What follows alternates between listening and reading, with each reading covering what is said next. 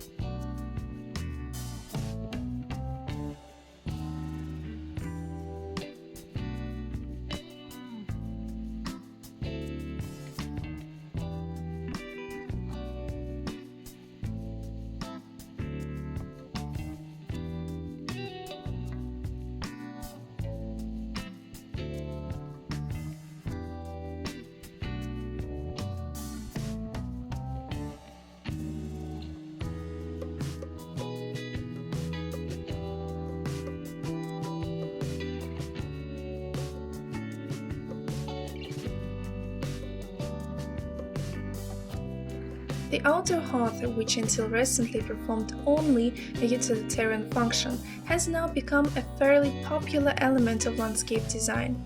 The fireplace, which does not attract attention in the daytime, with the onset of twilight becomes a zone of attraction, the center around which the whole family gathers with pleasure. To make the rest even more comfortable and enjoyable, a platform with comfortable stationary seats and garden furniture is arranged around the fireplace.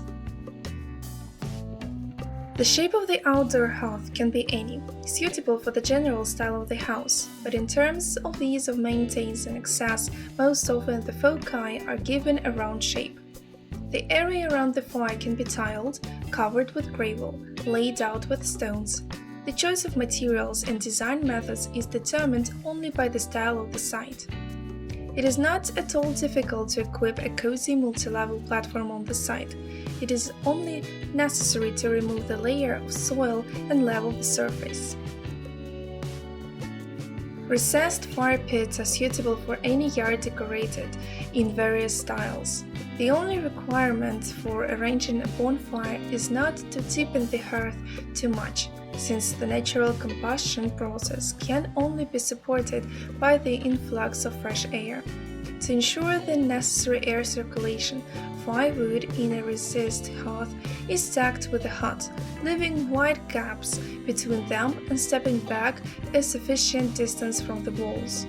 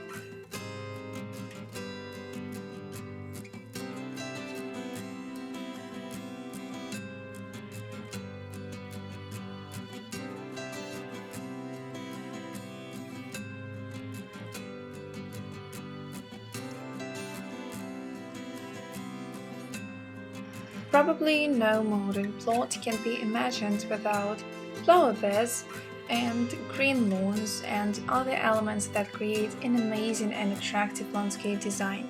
At the same time, garden paths serve as an equally important element of the household territory, which not only divide the space into functional zones but also give comfort when moving around the site. For the arrangement of paths, you can use construction and improvised materials, but we will talk about a practical and durable, beautiful coating, natural stone. No coating can compete with stone because only natural material will emphasize the sophistication of landscape design, perfectly combined with green spaces on the side. How to make garden paths out of stone? This will be discussed in our material. Stone track options. Also, to create a garden path with your own hands, you can use pebbles, which is easy and convenient to work with. Due to the small size of the stones, you can create original winding paths because the material does not require special processing and fitting in size or shape. Of course, such a coating will not withstand a heavy load, but it is quite enough to create a walking path. An alternative solution is a combined path that combines several types of natural stone. For example, granite can be combined with sawn stone, and large flagstone looks good with small pebbles. Also, the stone can be combined with other materials, for example, wood cutting.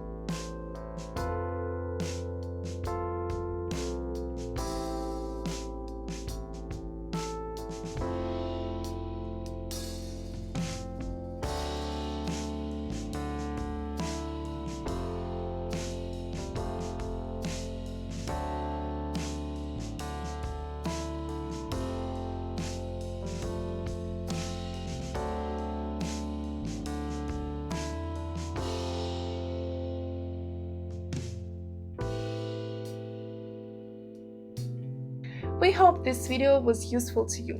Like it, write your comments and subscribe to our channel.